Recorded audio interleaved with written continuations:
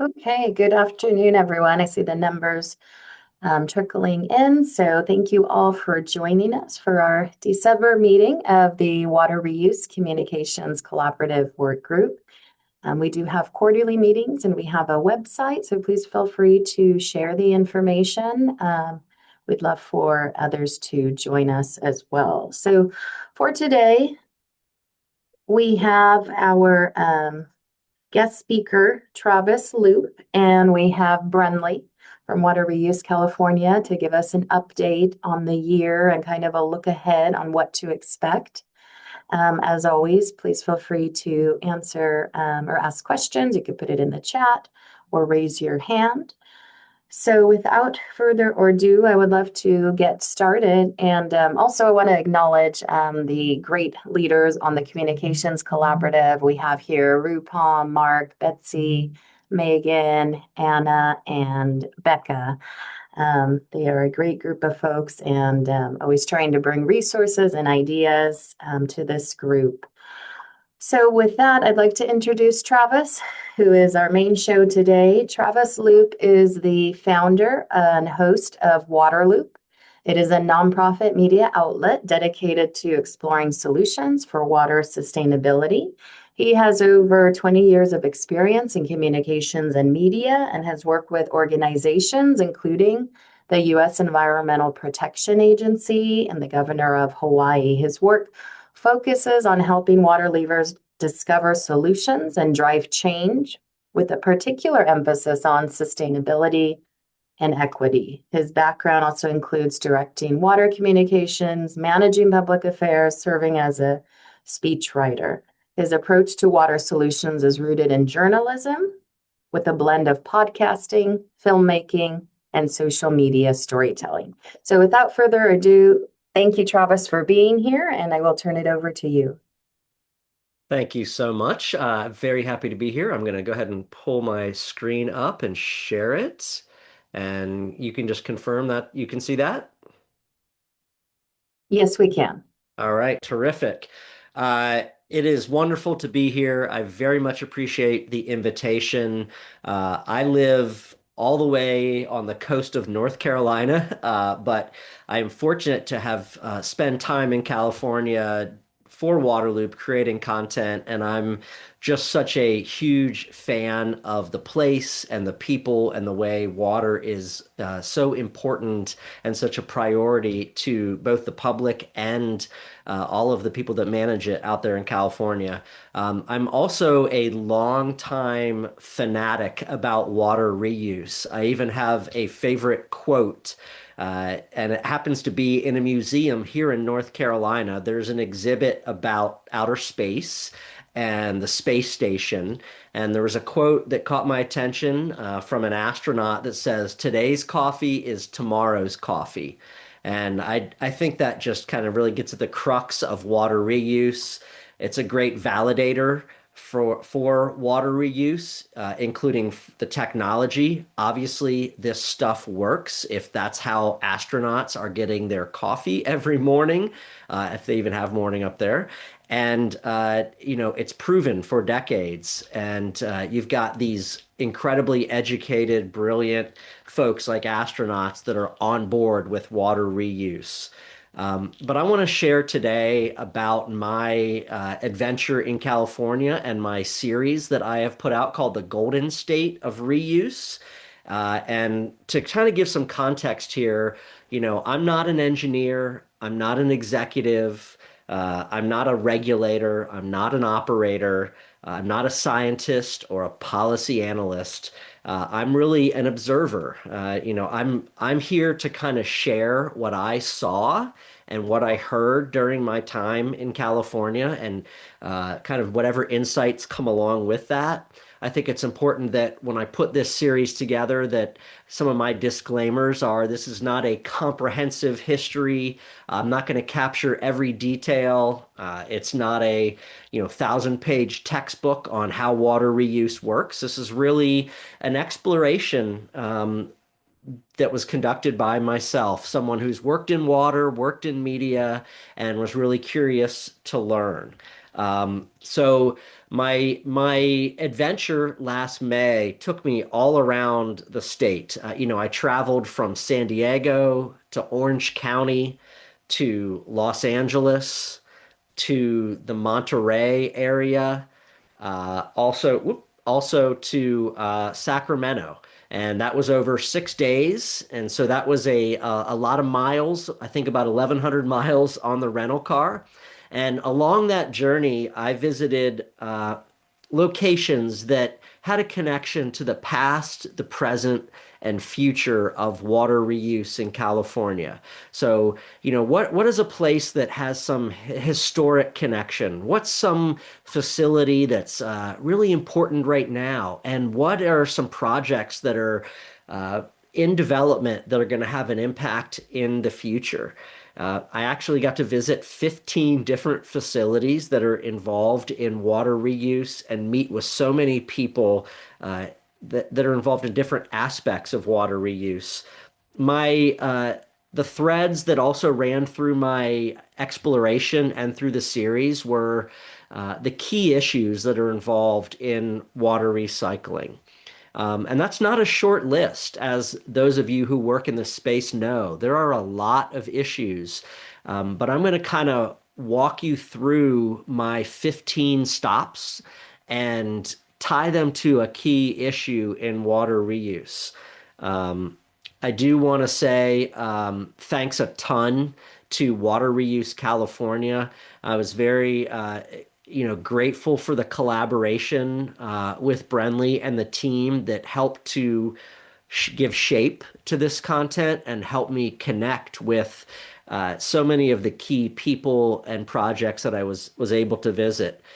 It was also supported by some key sponsors, including CDM Smith as the platinum sponsor and Sacramento Area Sewer District as the gold sponsor, and Monterey One Water as the silver sponsor. So they really helped to make this series and all the filmmaking a reality. I'll mention that the series it launched in October. So you can go to waterloop.org and you can find the episodes that have been out published so far. I think I have put out San Diego, Orange County, LA, Monterey, and a special conversation with some CDM Smith professionals. And at the very beginning of January, I'll be putting out the episode from Sacramento. And then I'm actually recording this conversation. I'm going to put that out as a little bit of a bonus episode as well. And I think one of the things you'll see, especially if you visit Waterloop's LinkedIn, is there's a playlist on there for the Golden State of Reuse. And at each of these 15 locations, I did release like a 60 to 90-second reel that kind of tells the condensed story of that place and why it's significant for water reuse in California. So please do check out that content. So to retrace my steps, let's go. One of the key issues in water reuse is actually the history and that past. It's got a multi-decade history, and it's important because, as we know, we learn a lot of lessons when we look at the past. Looking at the past lets us build on that progress. You can't be where you are today unless you took some steps in the past to get there. And you also have a lot of lessons learned. You can avoid mistakes or missteps that were made in the past when you take time to reflect on where you've been. I looked around for like the earliest examples of water reuse in California, and one of the projects that really kind of I discovered was in Los Angeles in the 1930s, early 1930s. There was kind of this sewage reclamation plant, and it was the first example of California taking treated wastewater and kind of putting it to a reuse. I think for even for groundwater in a way. But my first visit in my California trip was to Santee Lakes. This is in San Diego County, a little bit east of San Diego proper. And it is a 200-acre area with 7 lakes that are filled entirely by recycled water. Um, to this day, this site draws 800,000 visitors. People are comfortable being around recycled water. They come here to boat, to fish, to hike, to walk, even to camp in this area. Um, I think this is a great example of a project that was launched in the early 1960s. So over 60 years ago is one of these great examples that continues today. You can see this community around Santee Lakes, and you've got this beautiful public amenity. Now they are actually working to build an advanced water purification facility that's going to provide 15 million gallons a day. One of the key issues that we know in water reuse is treatment. You have to clean the water.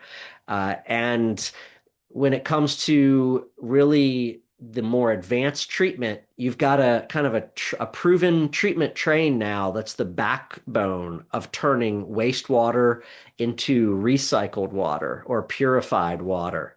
So my second step in San Diego was at the North City plant, and they have a great demonstration pilot that's been there for a while and used to educate people about the process that's underway. And it really shows you that treatment train that I saw time and time and time again. I'm not an expert, but I felt a little bit like one after seeing such a similar setup of microfiltration or ultrafiltration, reverse osmosis, ultraviolet light, advanced oxidation. Sometimes then you're adjusting for pH and maybe adding some minerals in, and that's that treatment train, especially that California has kind of signed off on. The state has that you see every single place. And my question is like, after the water goes through that, what is left other than good old H2O? It's such impressive treatment technology that is demonstrated in the present at North City. Economics is a massive issue for water reuse. You know, the cost of building and operating and maintaining these facilities is it's not a low one. It comes with a high dollar amount. I figured if there are so many of these facilities that have been built, are being built, are planned to be built, there has got to be a strong return on investment on that. People have crunched the numbers and proven that it is worth investing in water recycling. Uh, and I'm like, also, how are they doing that? And there's a lot of great financial tools out there, whether through state offerings, but especially at the federal level, the state revolving funds, WIFIA, Bureau of Reclamation, bipartisan infrastructure law dollars. So a lot of communities have been able to tap into these financing mechanisms to make water reuse investment more feasible. Right across the street in San Diego from the North City plant is the construction site of Pure Water San Diego. And it was just incredible to be standing inside such a huge project, and one not just in size, but in impact for the people of San Diego and for that area. I think the cost for this facility is, $1 billion. It's going to generate 83 million gallons of recycled water a day. That'll be the needs for half of the San Diego area. And again, when I was standing inside here, especially this bank of just RO units, you think about I'm inside a $1 billion facility. This is incredible. I asked the people in San Diego, like, what's the economics here? How does this work? And more broadly, how does recycled water compare to other sources? Importing water, they say, can cost about $2,000 an acre foot. But those prices also are rising due to scarcity, supply issues, the need to invest in aging infrastructure. And when you look at where that water is coming from, the Colorado River Basin, maybe up north in the state from the Sacramento area and the California Delta, or even the Sierra Nevada mountains, again, we're talking about sources that are under incredible strain and have a lot of other users. And so that cost is not fixed at all. Desalinated water, well, everyone's like, California, you're right by the ocean. Why are you just not taking that water? Well, as you all know, that's very expensive as well. 3,000 acres, sorry, $3,000 or more per acre foot to set up desalination. And of course, it comes with a lot of concerns around the environmental impacts and the issue of what do you do with that brine after you separate the salt and the water. Advanced recycled water, like they're setting up with Pure Water San Diego, $2,000 to $2,500 per acre foot. So very cost competitive. And again, San Diego was able to tap into a lot of that financing and get this, borrow the money at a rate of like 1 to 2%, which will save hundreds of millions of dollars for ratepayers in the community. I'm going to take a quick sip of water here. Before this slide, this might not be one of the issues you think of with water reuse, but it's one of my favorites. Talking about beer and the opportunities that it presents in a couple of ways. It's a highly visible way to showcase reuse, to get people's attention. There's of course been some famous examples in California, including when San Diego brewed a recycled beer and the mayor participated in the tasting, and Stone Brewing, who produced that beer, it even got highlighted on one of the nightly talk shows, and you know, it's a great way to kind of get that buy-in. Look, people love their craft breweries. They trust their craft brewers. And for some reason, it's a great way to break through that stigma. California has about 1,000 craft breweries, and they produce over 116 million gallons of beer a year. So there's an opportunity if there's to facilitate more water reuse by breweries. I stopped outside in San Diego County at the Stone Brewery, kind of their headquarters. I think that's Escondido, and got to kind of get a tour. They're one of the most water savvy breweries in the nation. I referenced how they produced that beer with recycled water probably, I don't know, 7 or 8 years ago now. They do a lot on site, including reusing water in their cooling systems. They capture the steam, that condensation from the brewing process, and they also treat wastewater on site. They're one of the few breweries in the country to have their own little water reclamation plant. So very cool to make my last stop of the day at Stone Brewing and stay there. So that was San Diego all in one day. And then it was time to move on to Orange County. I think the color purple is also one of the key issues, if you will, involved in water reuse. It is so recognizable, synonymous with recycled water. I get excited every time I spot it in the wild and see some irrigation head or a sign or a cover, whatever it might be, a little pipe that's purple. I've got to point it out to whoever I'm with. But it's got its roots at Irvine Ranch Water District in California. That's where the use of purple originated in the 1980s. They needed a color to have the pipes that were carrying recycled water that would not get confused with the drinking water or the sewage or other lines. And they even had to have a color that a colorblind engineer could spot and tell was the difference. And that's where they came up with the color purple. And through the involvement of the American Water Works Association and other organizations, purple pipe has now spread around the world. You will find it everywhere from Israel to Singapore to Australia and beyond.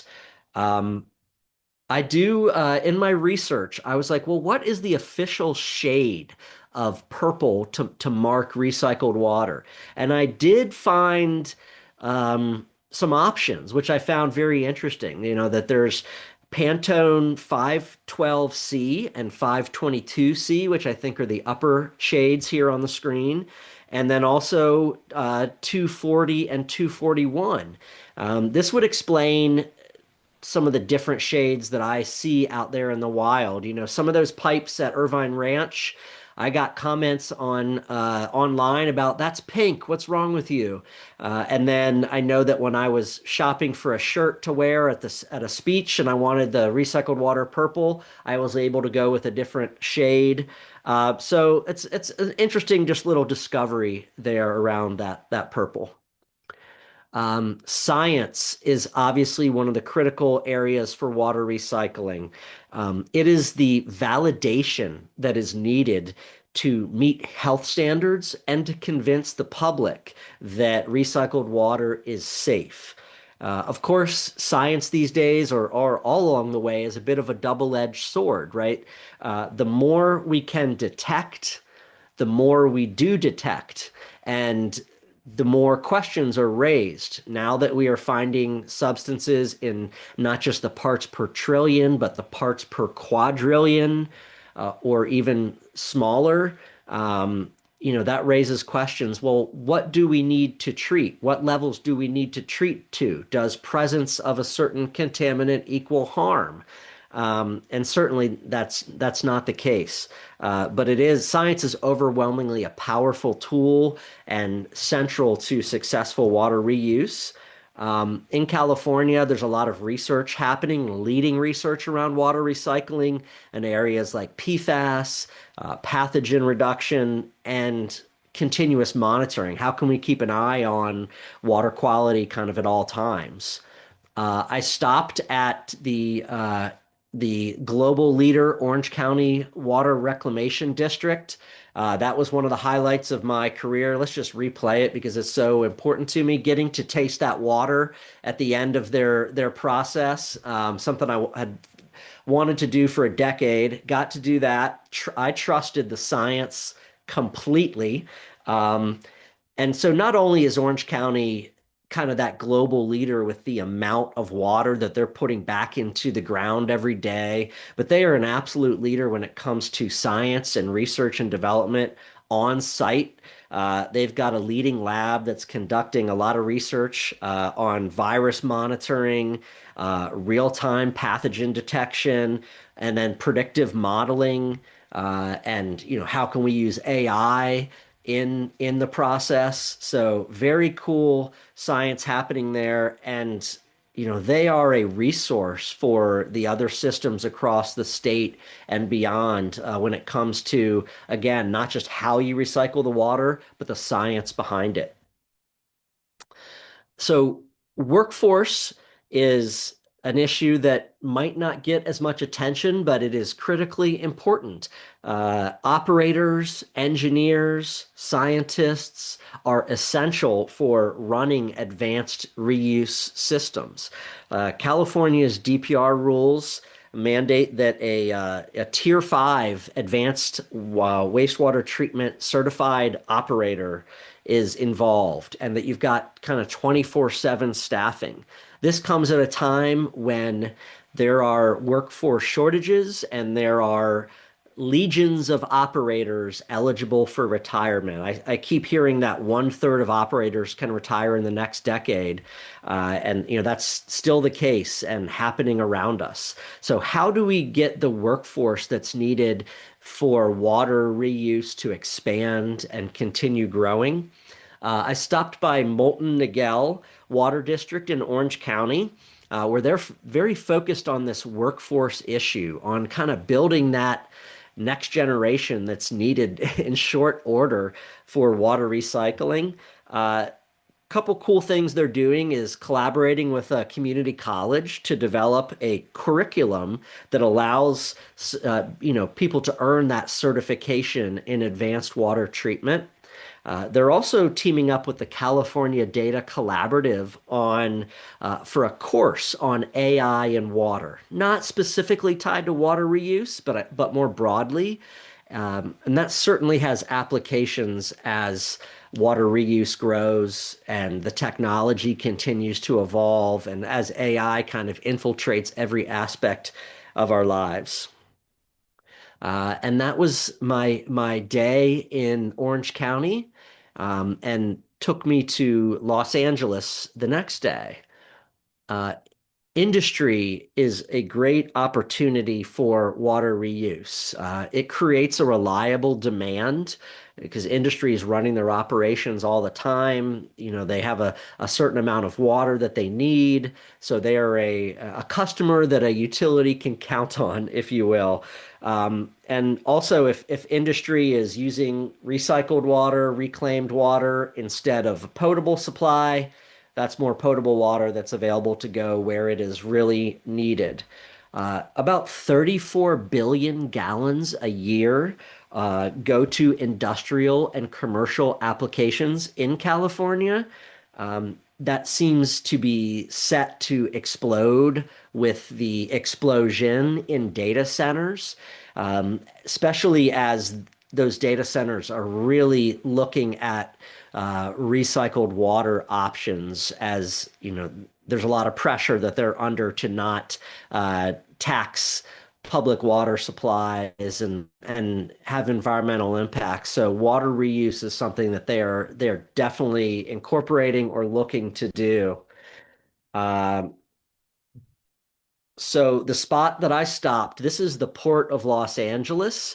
I'm not sure who has been there, but aside from the story here, I was just like blown away by this place. Vast, huge, almost surreal, kind of otherworldly, just the big facilities and cranes and cargo containers. And then here you see in the middle of that is Terminal Island. This is an early example of using water to fight saltwater intrusion.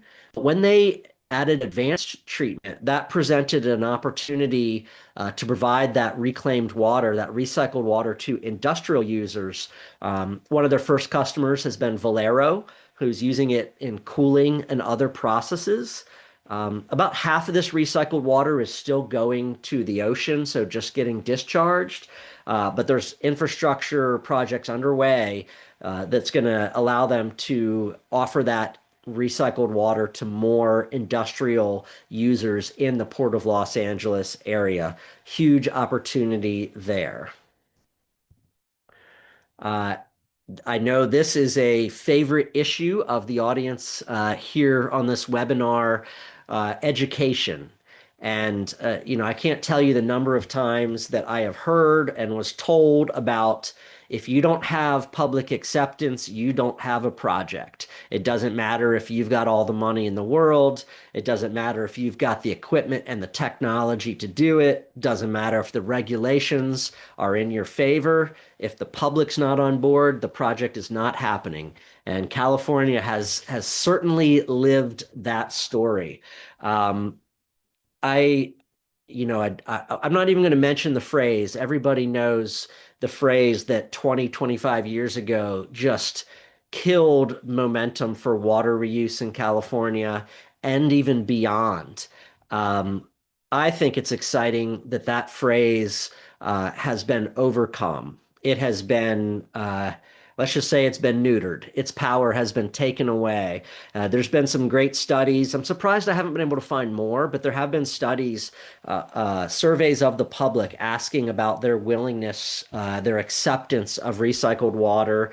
Some Xylem studies found, 87% of people in California willing to have recycled water in their daily lives. I think San Diego's polling last year showed 76% supported that that potable reuse, having it in their water system. And that is just like flipped on its head from when you would do this kind of polling several decades ago. Uh, a great spot that I visited in LA.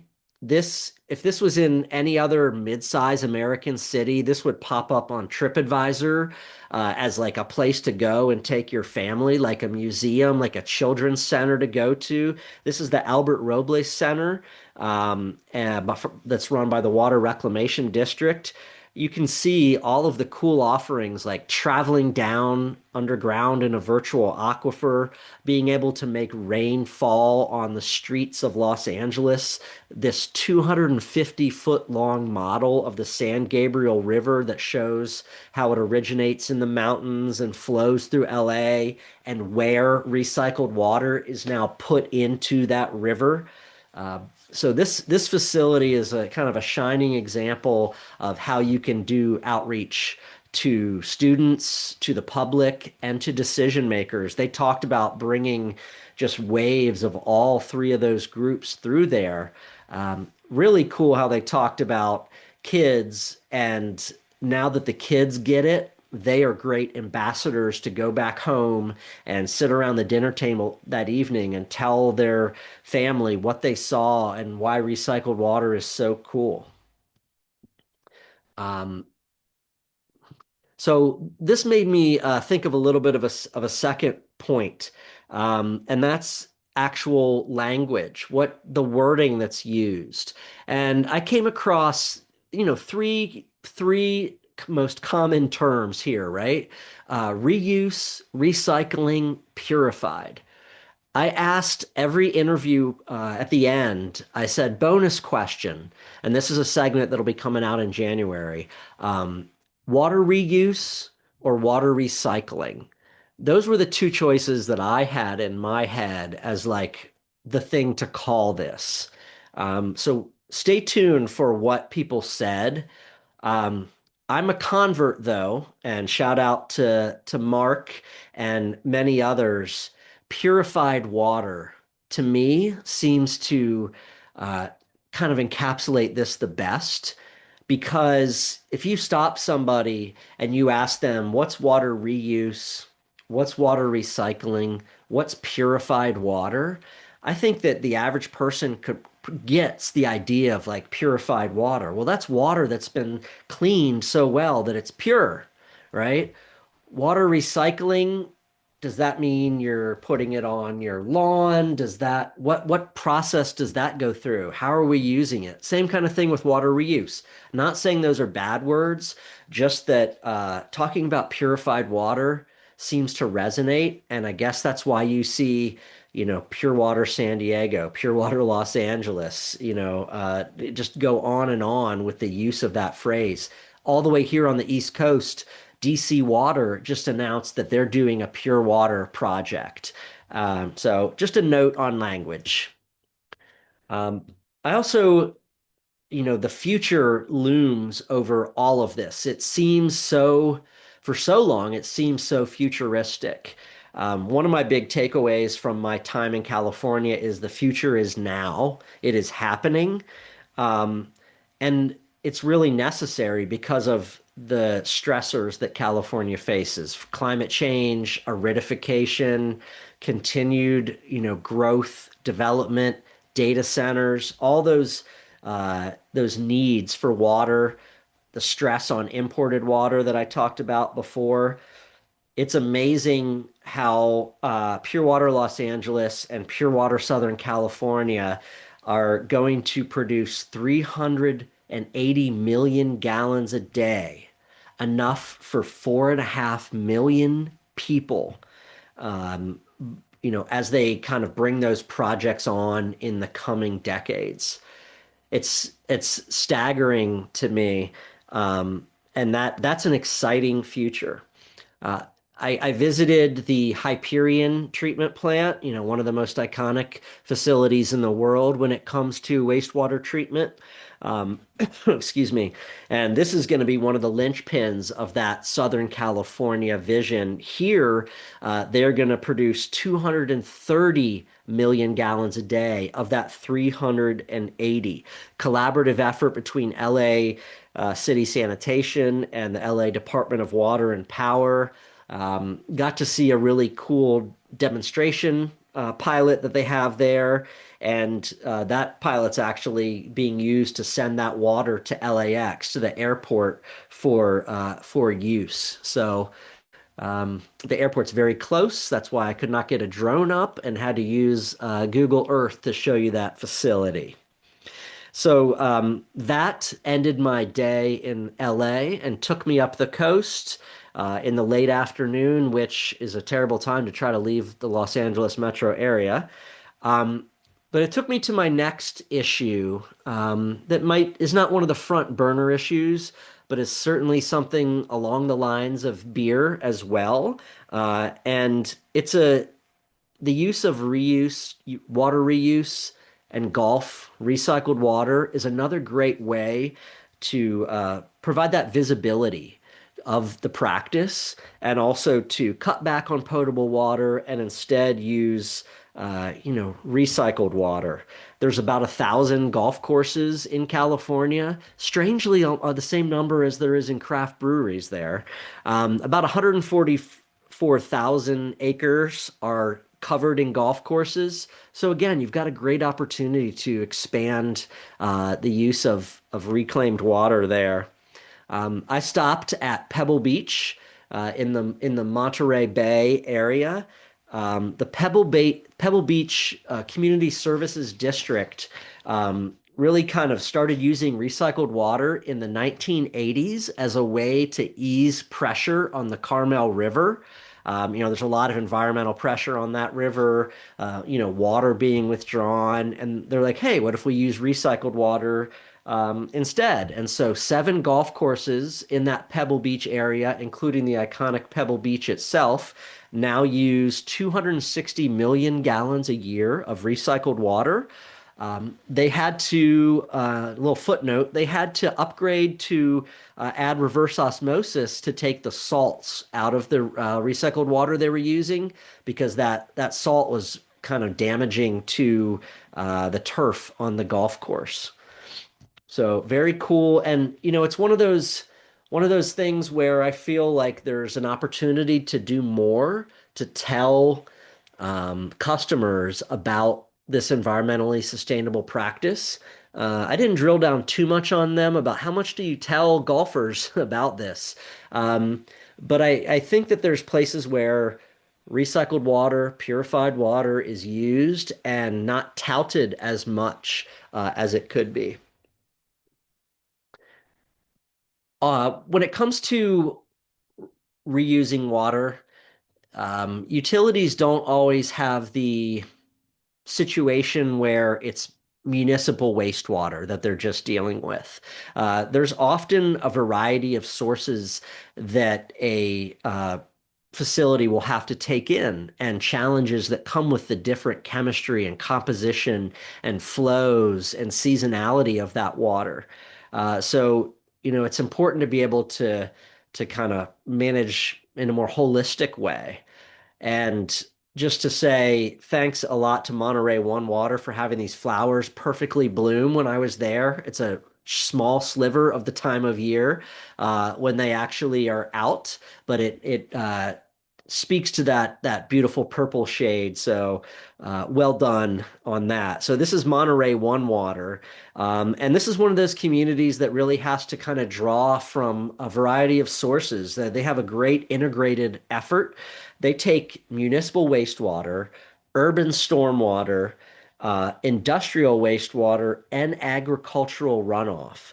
And they've set up their infrastructure to be able to take in those different sources, bring it to this facility, treat it, and put it back into beneficial reuse. They've produced over 106 billion gallons of recycled water over the past almost 25 years or so. And one big user for that water is it actually goes back to help irrigate agriculture. And if you're familiar with the Monterey area and the Salinas Valley, that is the overwhelming economic driver, not just for that region, big piece for California. And they are, again, feeding the country and the world there. So that is like, an incredible opportunity, like tap to table, or I don't know, flow to fork, flow to farm to fork. I don't know. There's maybe some marketing to do there, or maybe people want to leave that alone. Uh, Another issue with water reuse that I encountered during the trip is around size. So, it's one thing for San Diego, LA, Orange County, Sacramento to take on these very ambitious projects, to invest in infrastructure, to go through all the regulatory approvals, to educate their public. They've got resources in-house. They know how to do this stuff. But what about the smaller communities? I think that the for water reuse to have the footprint that that it needs to in California, the smaller communities are going to need to be able to adopt it as well. 84% of California's water systems serve fewer than 10,000 residents. So you've got a need to make that small system adoption feasible if you want to scale water reuse and resilience across the state. Uh, One of my great visits was to Soquel, where they've got a couple issues. They've got that saltwater intrusion issue. They're right on the coast, right on Monterey Bay. And so they've got, that saltwater intrusion challenge, which is also a problem in 20 other California groundwater basins. So what they've done is they've got a project underway to purify 1.3 million gallons of recycled water each day and send it back underground to build a protective barrier to uh, push back, to hold back the ocean, which is an amazing thing to say. What you're seeing on the screen is some of the monitoring that goes on a regular basis, really looking at the health of that aquifer, looking at the chemistry of the water, making sure that they are effectively keeping that ocean where it's supposed to and not in the aquifer that is so critical for drinking water for Soquel. You've got this small community. How do they fund a project like this? Well, they tapped into some of those pieces I mentioned before with going with through EPA, the Bureau of Reclamation, the state of California. I know that they SoCal likes to point out they are the small engine that could, right? And I think like if a small community can pull this off, it shows water recycling is possible anywhere. Uh, so this concluded my stay in the Monterey area and took me up to inland a bit and to the capital area of Sacramento. Clearly, regulations are one of the titanic issues when it comes to water reuse. Very interesting to talk to people about how regulations are both carrots and sticks. Often they are setting standards that have to be met, and that is a bit of a stick that can drive somebody toward water reuse. But at the same time, they're creating incentives. They're opening doors, building opportunities that are that kind of that carrot, like, oh, wow, we can go and do this and get this out of this. So, regulations, people often think, oh, that's a bad word, but that's not the case in all ways, right? So whether it's discharge limits for certain pollutants or the mandates to meet SGMA, the Sustainable Groundwater Management Act, whether it's ocean outfall reduction goals, or even the kind of iconic 2023 DPR regulations, you've got a lot of carrots and sticks here. I went to Echo Water. This is the $1.7 billion project that transformed how Sacramento treats its wastewater. Another one of these cases where I was just in this immense infrastructure and amazed by what water professionals do to build these. I mean, look at that hallway, just vast. And in this case, it was stricter water quality standards that pushed Sacramento to make the upgrade.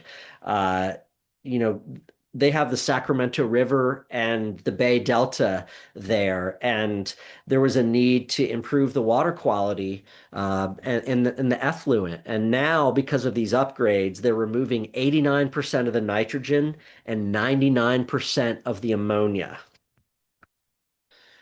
Uh, Another issue, which I kind of have touched on, and is something you find in many areas across the state, but of course, there in the Sacramento Valley, you've got this agriculture.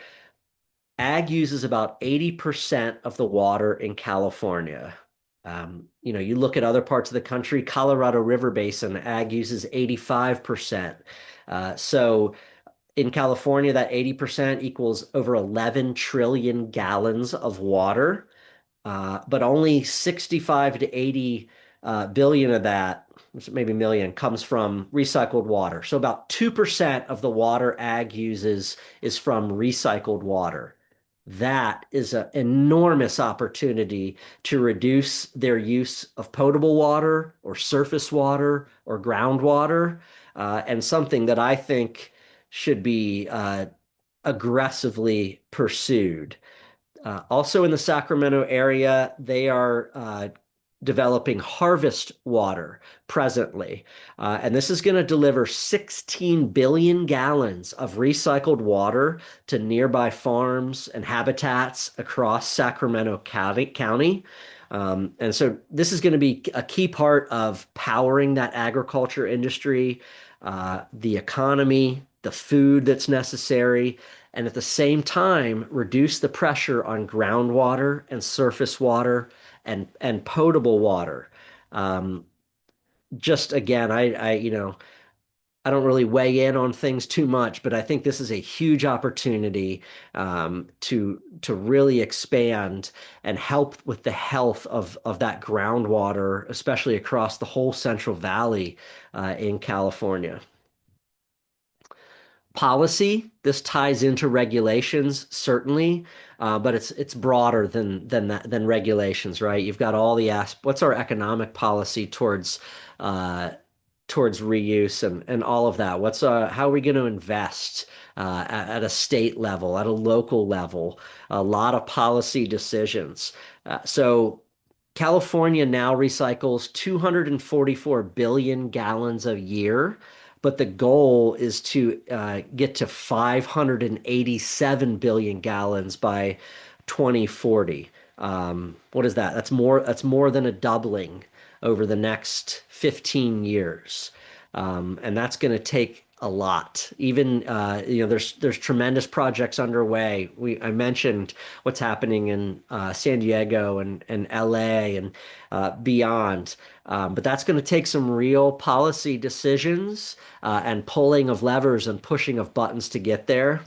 Had an opportunity to sit down for an interview with Joaquin Esquivel, who is the chair of the State Water Resources Control Board. This will be part of the episode that comes out in January.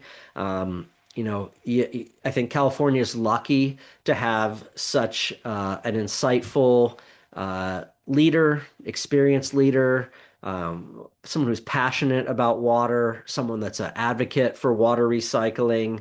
But I also have to give a lot of credit and shout outs to all of the leaders, especially municipal folks that I met through my travels in California, that I've talked to when I was at the WateReuse California conference.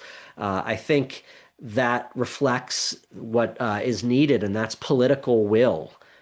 You have to have people that are in these seats elected or appointed or career that have policy influence, that have the will to make recycling happen. And that leads me to my last issue that kind of came up for me as I traveled for 6 days and met so many people and worked on this series. I think that kind of underpins everything, and that's the passion that water professionals have for what they do. You all have heard it said that it's different than maybe, and I don't want to slight any other industries, right? Maybe it's different from people that sell insurance or whatever it might be, right? There is something really motivating water professionals at our core to where it becomes personal. I think we don't just shut off our office light at the end of the day and leave water in there. It comes with us. And that reminded me of another kind of California story that really jumped out, and maybe people are aware of this story and this person. Dr. Wallace J. Nichols, lived on the kind of central coast, the slow coast between San Francisco and Santa Cruz. And he wrote the book Blue Mind. And it's the science that shows why being near, in, on, around water has such a tangible, positive impact on us as people. And I think that as water professionals, we get that at our core also. Dr. Nichols or Jay passed away last summer, so about a year and a half ago, a bit unexpectedly. Um, and so that kind of affected me personally. And one of the things I've done is look for opportunities to kind of perpetuate his message or his habits. Um, and one of the things he used to do is to give blue marbles away as just a reminder, that we live on this blue marble in space, right? We live in this on this water world, and we are water people, right? Made two-thirds of water. Our planet is covered in two-thirds water. Our minds have this wiring toward water. I still have kind of the blue marble that he gave me. And so I've given away blue marbles before, but as part of this series, and when I spoke at the WateReuse Association conference, I kind of offered people purple marbles as a little bit of a twist. And if anybody on today wants a purple marble, just please send me your address. I'll be happy to send you one along with maybe another little piece of swag or something. Um, and I offer it as a reminder of the connection that water professionals in California have to water and their mission to use it again and again and again. So thank you very much. Travis, thank you so much. That was a great presentation. We really appreciate your time and sharing your journey of water reuse in California. So I wanted to turn it over to Brenly to kind of moderate a few questions, and then following that, Brenly will share an update of Water Reuse California. Thank Thanks so much, Travis. thank Yeah. you, Gina, and thank you, Travis. That was really impactful for me to see all of that in one place like that, and be able to hear it. It sounds like you went on the ultimate water reuse road trip. Totally. One that I think we need to document for our water professionals if they ever wanted to go on the ultimate reuse road trip. I have a couple of questions, but I'll start with just one so that way we can open the floor for others. You mentioned you live in another state. You also work on projects across the country, and you've had vast experience in your background. But from your perspective, if you could just share kind of what you see as the biggest opportunities. You hit on a couple, policy. Mm. You talked about beer. You talked about ag. You talked about a lot of things, but from your perspective, if you could just share, if you were to take a step back and put on that nationwide Mm. perspective, what do you see as the biggest opportunities for us in California? Interesting question on the opportunities front. Yeah. I would say, like I kind of got to there, I think that it's such a positive story, and I think the public acceptance piece has really, really turned because of the outreach and the comms that's happened the past couple decades, because of the unfortunate situations with droughts, that have happened. You have like a hyper aware public.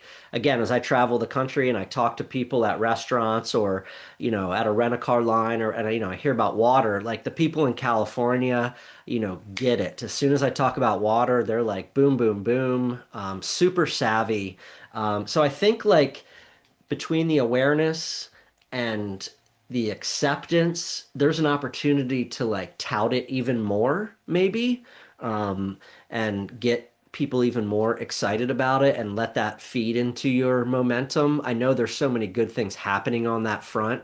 Like I see Mark and I think of SoCal and their trailer they took out to festivals and I think about the demonstration pieces and the Albert Robles Center, but I'm just like that's an area to double and triple and quadruple down on to get people behind. I love that. I had coffee with a friend of mine recently. We both started working at a utility at the same time. And we were just reminiscing that when we started at a utility, it was our goal to never end up in the news, right? That was the goal. You don't want to be in the news. But now, we're seeing the benefits of touting our stories and telling the stories and us being the storytellers. So I really appreciate that. It's switched the narrative. So I do want to see if I there's will. Can I add? I just want to add again, like that ag thing really jumps out to me. Like 2% of ag is getting recycled water, and they are the overwhelming water user. And so that's like you gotta like squish on that thing and push big time. And the amazing thing about that is that's tertiary treated water. That's Mm, cheaper than the purified. absolutely. Yes. If anyone else has any questions, you could raise your hand. We'd be happy to unmute you, put something in the Q&A. I'll give you all a minute because I have a couple of other questions. I know Yeah, you sure. haven't. I have a couple of others, but I want to give folks a moment because that was a lot to digest. And I think I'm left churning on a lot of ideas too. Mm. Excited. Great. Yeah. There's one question that came in. So Travis, in your presentation, you mentioned both the high cost of building these projects, and you also mentioned financing opportunities, including federal funds that have been enormously helpful in moving projects forward. However, those funds are now threatened under the current administration. What are your thoughts on this? Um,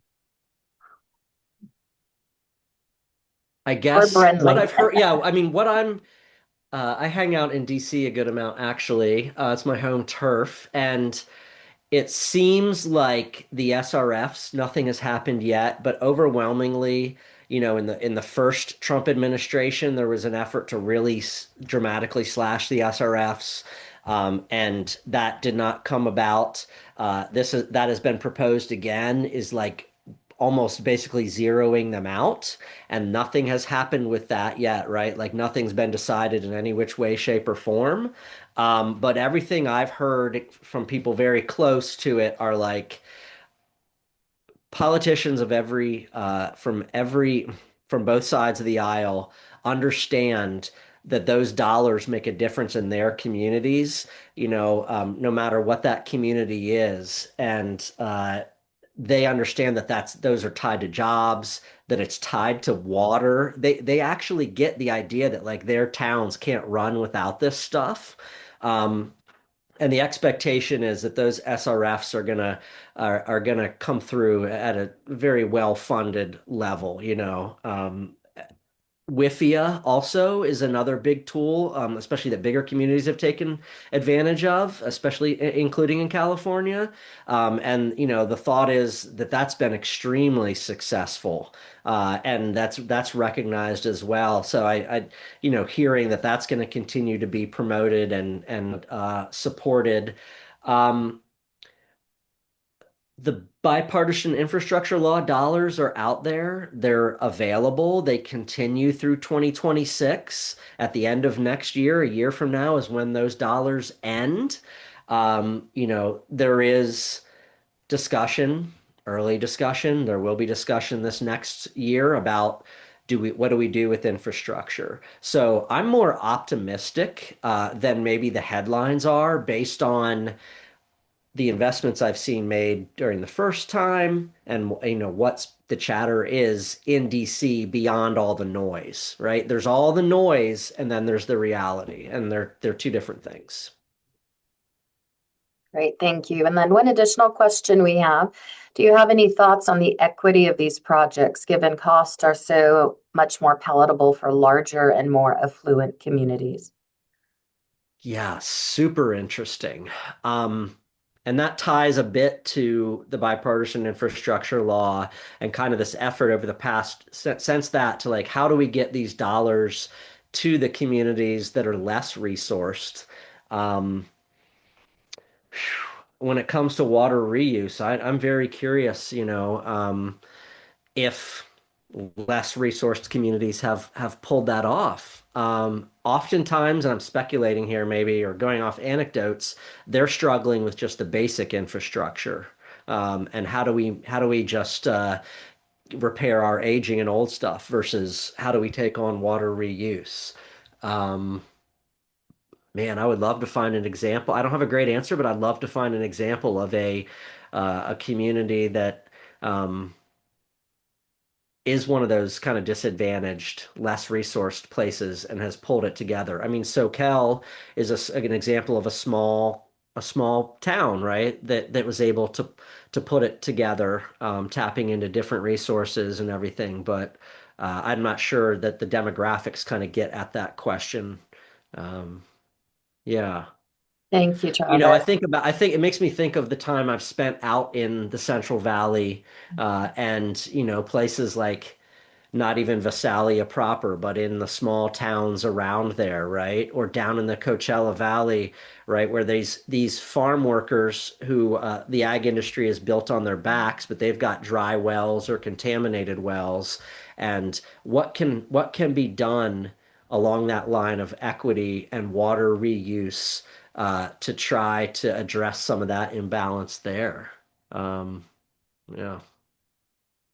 Great, thank you. And I do want to say there's a great list of folks that participated globally. So we do have Danielle Francis on as well. Thank you, Danielle, for joining us and everyone else. So one last question. This is great storytelling about water reuse in California. What's the plan to spread the word on this series to our communities? Yeah, no, thanks. So my content kind of goes out through my website, YouTube, bunch of different social media channels, email list. And so I have been, with each episode, I've been blasting it out to all those places. I do have, my audience is people that work in water in a variety of different ways across the US. My audio podcast has a 20% international audience, so it's kind of gone out that way too. Um, but any and all amplification is appreciated. If anybody feels like sharing it with their networks, or reach out to me if you're looking for specific links or nice packages for doing that, I'd really be happy to share. And along those lines, I did hear from some people like. I'd love to do more water reuse stories in other places around the country or beyond because we were talking about before the call. It's different in Arizona and it's different in Florida. And it's popping up in places like DC or industry. So if anybody's got ideas or leads or interest, I'm always looking to get out there. Thank you so much, Travis. Let's see Yeah. if we have one other. Do we have one other question? Um, the resource looks amazing and I'd love to share it. Good day from Australia. Thank Oh, you, yeah. Hey, Danielle.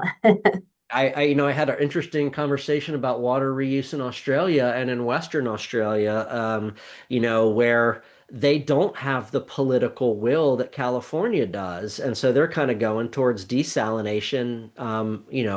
They're spending exponentially more money, because they just don't have that political will, peace that California does. So I think we need to get down to Australia and do a water reuse series and show the good examples there to the rest of the country. Whoever that is, let's do it. I'd love to go to Australia and help you, Travis. There we go. Yes, we can take a delegation. And Absolutely. Danielle's the one to help you, believe I me. think Yes. we'd all like to go. Absolutely. Well, thank you again, Travis, for your time, the great presentation, and sharing all of this great information. And if you want to put together a package, we'd be happy to send it to, the Water Reuse Communications group to share. We'd love to do Yeah. that. Well, thank you all so much for having me. I love talking to folks, and I have so much admiration for the work like every single person does, every day in their communities for water. So thank you so much.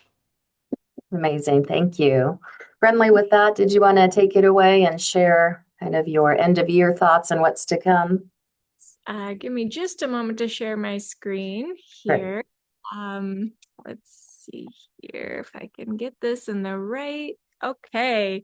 Can you all see my screen? Yes. Okay, wonderful.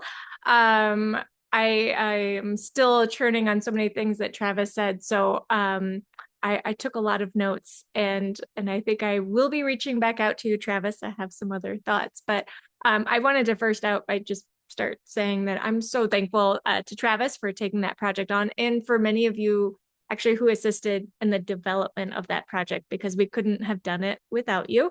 It took a village. So I just wanted to say that this is the time of year for gratitude, and we are exceptionally grateful for all that you have done for us. I have just a few updates for you. I'm going to take you through. It's a wrap. It's close to the end of the year. So I'm going to talk to you a little bit about our accomplishments. I'll let you know about some committee updates that we have. A few 2026 priorities. I am in deep planning mode right now, so there are more priorities than what I'm going to share, but these are the highest level items, and then I'll have time for any questions that you may have. So we'll have time for that at the end.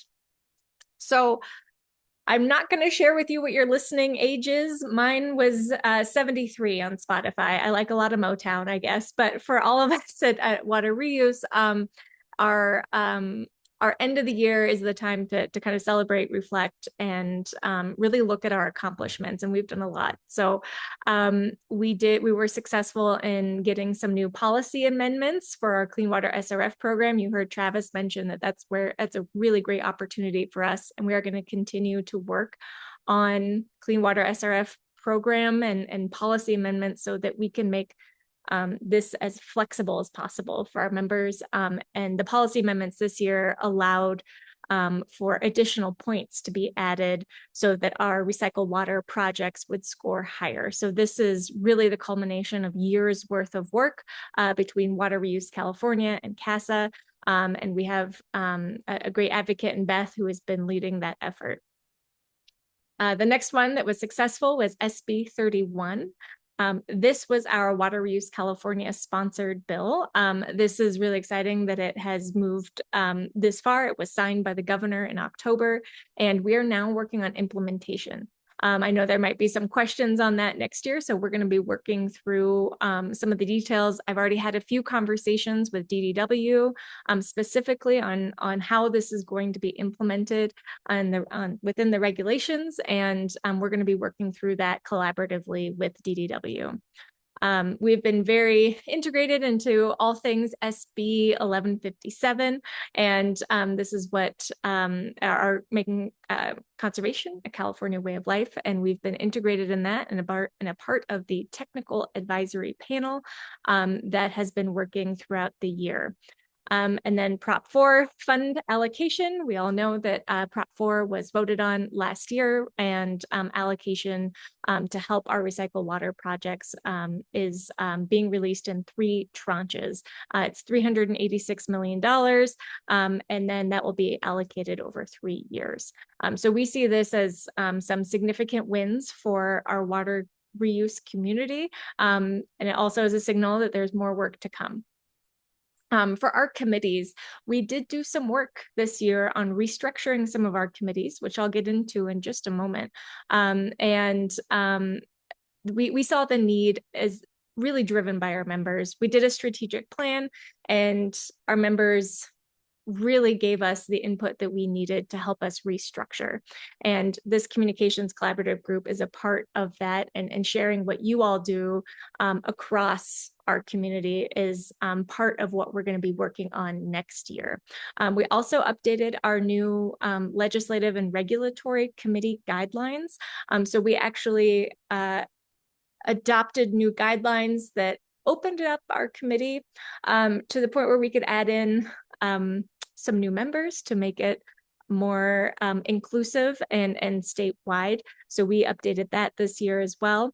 And then the real celebration, I think, for me and some of the staff at WateReuse California is our annual conference. This was record-breaking in every way, and many of you contributed to that success. We had over 1,000 attendees join us in San Diego, and it was something that we are very proud of, and we want to continue to make better.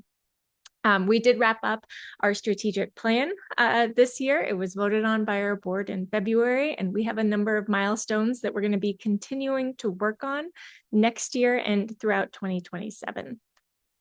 Our AMS system, this is kind of the behind the scenes magic that helps to support our organization. We have selected a new database. I know some of you have been a part of conversations with maybe our national staff, and we still have a lot of work to do there, but we're hoping to set a really strong foundation so that we can better track how our members are engaging with us, and so that we can better serve you all.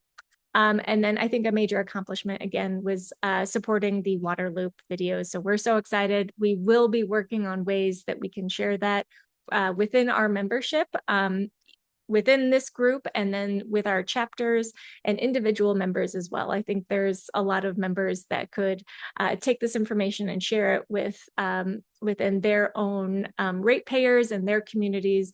And it's such a good story to tell. So I'm going to move forward here just to dive in a little bit more into the committee restructure. This is something I've mentioned to you before. You've seen this slide before, and you see that the communications collaborative group, we call it a subcommittee. You are all still your CCG group, but we're hoping that twice a year we all come together as one big potable reuse committee to share learnings and to share across these three subcommittees. And that's the intent, that's the plan. We will be hosting one of those full committee meetings at next year's conference, and then we will do another one virtually. We're doing a lot of planning for this right now, so there will be some updates that I will be sending out, and I'm hoping, early in the first quarter of next year. Our new implementation subcommittee, this is specific for DPR implementation. We are in the final stages of selecting the new leadership for that specific subcommittee. We think this is a rather large one. We're actually going to be selecting one chair and two co-chairs to help support this. And so this is a new committee that will be really formally set up this year in terms of the structure, but we will be starting our work next year. We anticipate some of the conversations that we will be having and some of our focus areas be kind of similar actually to what Travis touched on in terms of workforce and in terms of the research and development that is still needed and other resources that our members might need to implement DPR successfully within their organizations. So this next one will be new to, I think, most of you. We are going to be restructuring how we plan our conference in the future. Some of you may know that we select a location a couple of years in advance, and then wherever that location is, that host, that region, that chapter is the one that's lucky enough to get to plan a conference. So we get to kind of volunteer you that, hey, you get to plan a conference next year. We want to take a more intentional approach and one that I think will help set us up for the long term. So we are hoping to set up a long-term structure that will help with things like succession planning and just creating some efficiencies. So for 2026, this will be an ad hoc committee. We're hoping to stand this up as a formal committee in 2027.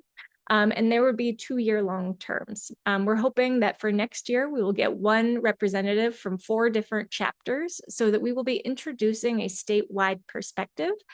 But we also want to make sure that we're engaging our host chapter, if you will. And so there will still be plenty of opportunities to engage and how we work through that. So again, next year it will be an ad hoc committee. And then in 2027, we are anticipating updating our state level charter to be inclusive of our standing committee that will include this conference planning approach. So it is different, and we see some benefits in having 2-year terms.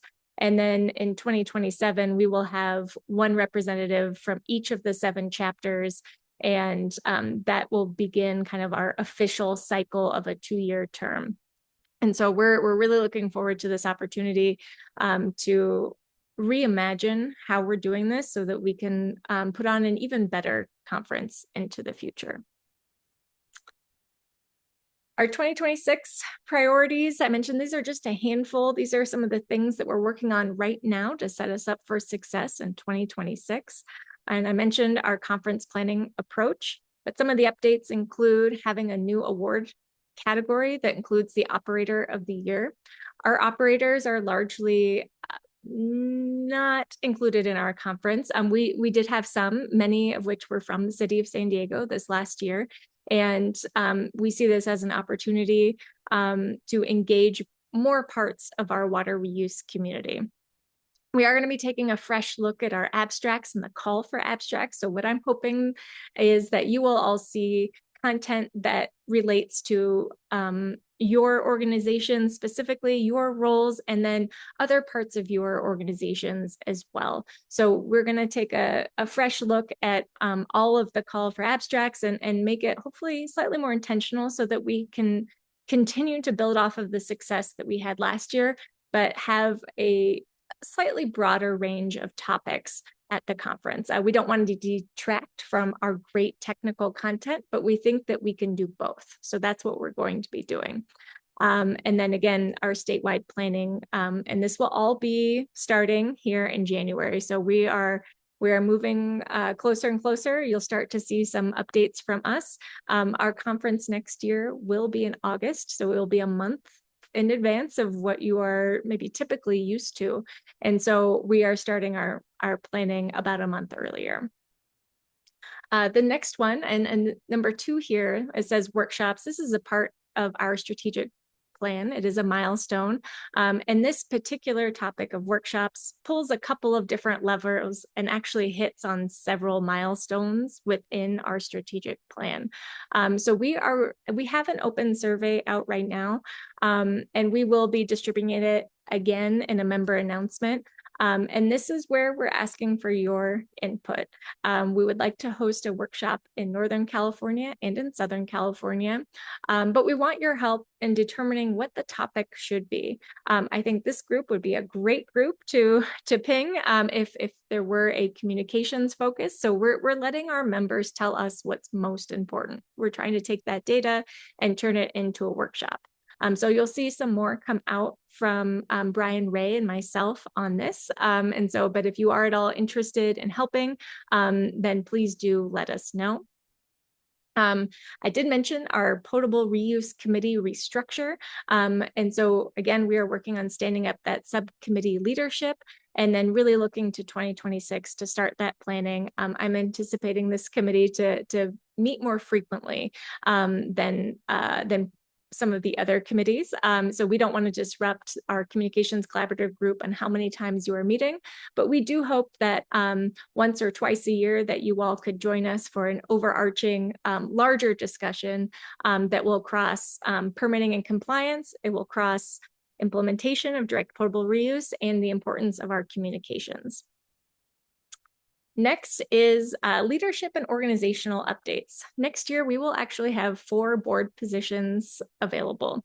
We're going to be taking a similar approach to our national organization. They recently asked for interest, and they had, I think, over 50 people suggest either nominating themselves or someone else within the water space across the country. We're going to be opening up a similar process for next year. And so we will be working with our nominating committee. Once we have received all the forms from the interested parties, we'll go through all of the nominations with the nominating committee to go through our selection criteria that we've already developed, and then go through and formalize it and select 4 new board members. One other item that I'll just mention for some of you that might participate actively in your chapters, we will be updating the chapters charters so that they're all in alignment. It's not going to be a huge overhaul, but it is going to be some housekeeping to just clean up some of the charters that govern each of the 7 chapters. So we anticipate that process wrapping up in around Q2 of next year. But we see the need for alignment and to create a strong foundation to make sure that the governance actually works. And so that's what we're going to be working on as well. And then for advocacy, we are going to work on SB 31 implementation. I mentioned that earlier. And we will be working through some of the challenging aspects of SB 31. There are some words and definitions that need to be thought through. So I've had a couple of great conversations with staff at DDW already, and we are going to continue to work through that. I will be developing a fact sheet to help our members with any questions they have around implementation for SB 31. The priorities for us from the legislative perspective is a new bill for APA exemptions for Prop 4 funding. This is really to give us the flexibility and the SRF program that we need. So that could mean something like a longer or shorter loan term length, potentially with a different loan terms and interest rate. So that might give us some flexibility. And it could also allow us to have larger projects get funded. So we're working through these details right now with our legislative and regulatory committee. And then SB 1157 is ongoing. We will continue to provide input through the TAP on this particular item. A lot of the work that is going on with this particular aspect of our work will be wrapping up at the end of 2026. And so I'm going to move forward here and this is my save the date to you all. Our conference will be held in San Francisco in August from the 24th to the 26th. You will note that it is actually a Monday through Wednesday, and that's not a typo. That was on purpose. So that's a big change for us as well. We're going to be engaging our local chapter, like I said, but with a different planning approach that we will hopefully get in place very, very quickly. So I'm going to stop there. I went through this pretty quickly. I wanted to save time for some questions. I think we only have about 5 minutes left. So I'll stop there and see if Gina or anyone else had questions for me. Thank you, Brunley. That was great information, and congrats on all the successes in WateReuse California. I don't see any questions. Yeah, but feel free to reach out to Brunley. Here's her email if you have any additional thoughts or questions. And Brunley, thanks so much for the great information and all your leadership. Of course. Well, thank you to all of you, because this is not something we can do alone. Every one of those items that I mentioned that was a success for WateReuse California was because of our members and ultimately because of you all. So it's my way of actually saying thank you. Look what you accomplished.